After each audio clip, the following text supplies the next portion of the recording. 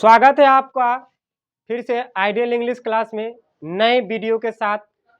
पिछले वाले वीडियो में आपने देखा कि वर्ब कितने होते हैं, कितने प्रकार के थे और क्या डिफिनेशन है उनका, सब कुछ को आप लोगों ने अध्ययन किया। आज का जो वीडियो है वर्ब का ही क्रम है, जिसको आप जानते हैं इन्फिनेटिव, जिरंड और पार्टिसिपल। ये तीन वर्ब का ही पार्ट है, नॉन फाइनाइट वर्ब्स का ये भेद है। एक एक करके इसको हम आज बारीकी से देखेंगे। इन्फिनेटिव, जिरंड, पार्टिसिपल, ये तीन जो भेद है, ये ट्रांसलेशन बनाने का तीन प्रक्रिया है। तीन तरह से आप एक ही ट्रांसलेशन को बना सकते हैं। तो आइए एक एक करके, इन्फिनेटिव क्या होता है, जिरंड क्या होता है और पार्टिसिपल क्या होता है, इन तीनों को हम बारीकी से आज देखेंगे। तो आइए देखते हैं। पहला है इन्फिनेटिव। इन्फिनेटिव का जो परिभाषा जो है ना, परिभाषा नहीं होता है, कोई भी बुक्स में आपको नहीं मिलेगा। इसके मतलब वाक्य के निर्धारण और वाक्य को पढ़ने से ही उसको पता चलता है क्या है इन्फिनेटिव, क्या है जिरंड और क्या है पार्टिसिपल। वाक्य को पढ़ने के ही पता चलता है। वाक्य आप पढ़ोगे उसके बाद अपने आप ही आपको पता चल जाएगा कि इन्फिनेटिव क्या होता है, जिरंड क्या होता है और पार्टिसिपल क्या होता है। तो आइए देखते हैं। इन्फिनेटिव, जिस वाक्य क्रम की शुरुआत 2 + V1 से हो।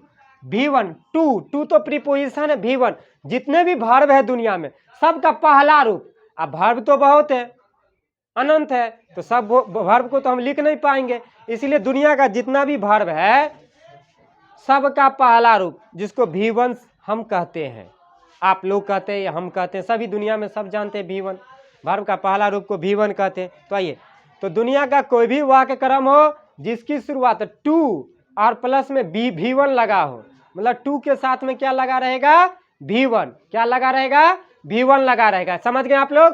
तो जिस वाक्य में जिस वाक्य की शुरुआत TO2 से हो और साथ में V1 लगा हो तो उसे हम इन्फिनेटिव मानेंगे। तो देखिए एग्जाम्पल, खेलना आसान है।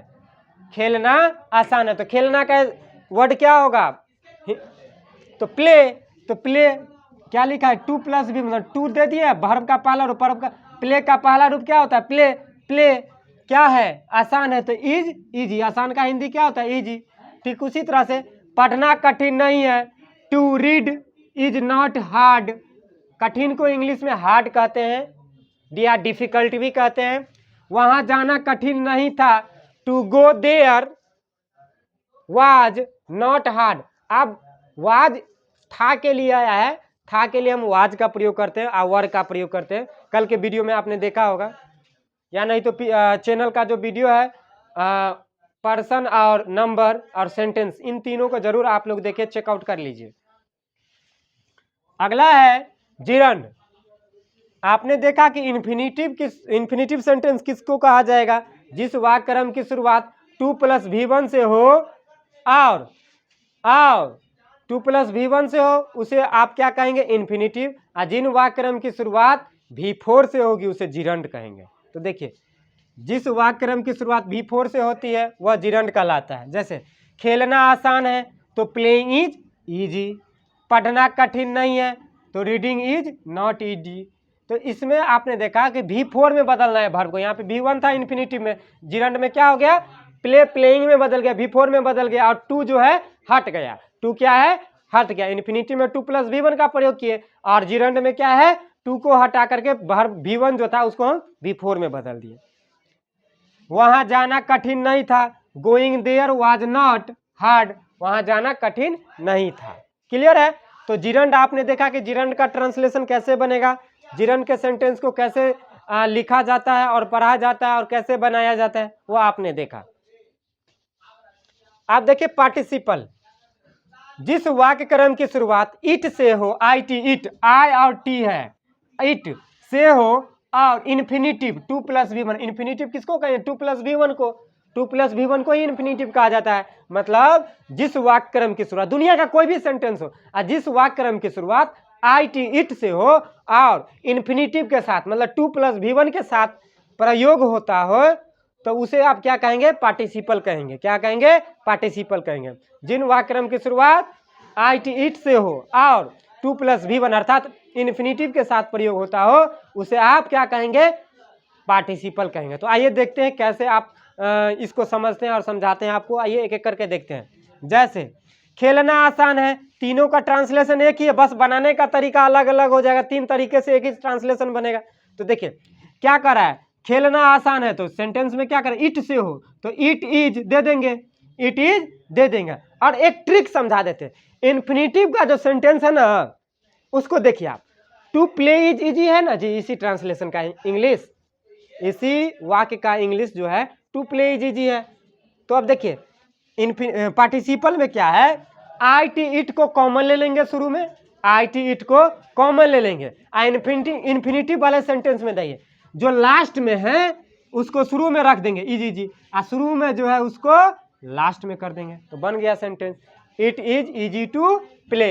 इट को कॉमन ले लेंगे, शुरू में जो का त्यों प्रयोग कर देंगे। और इन्फिनिटिव वाला जो सेंटेंस है लास्ट वाले को शुरू में ला के रख देंगे इट के बाद, और लास्ट शुरू वाले को लास्ट में रख देंगे।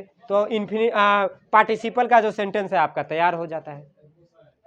समझे, इन्फिनिटिव का सेंटेंस जो है तैयार अपने आप हो जाता है। तो देखिए पढ़ना कठिन नहीं है, it is not hard to read. तो देखिए इट को कॉमन ले लिए, अब देखिए इसी सेंटेंस को यहाँ पे to read is not hard है ना जी, तो इट को कॉमन ले लेंगे और लास्ट वाला जो इज नॉट हार्ड को पहले ले लेंगे, ले लिए और शुरू वाले को लास्ट में रख देंगे। ये क्या बन गया आपका पार्टिसिपल का सेंटेंस बन गया। अगला है वहां जाना कठिन नहीं था, वहां जाना कठिन नहीं था, वहां जाना कठिन नहीं था। तो फिर ठीक उसी तरह से रूल अपनाएंगे, इट को जो कहते हैं उतार देंगे, इन्फिनिटी वाले में जाएंगे तो लास्ट वाला जो है उसको शुरू में ला देंगे, वाज नॉट हार्ड है ना जी, वाज नॉट हार्ड उसको शुरू में रख देंगे और शुरू वाले को लास्ट में रख देंगे, टू गो देयर को लास्ट में रख देंगे।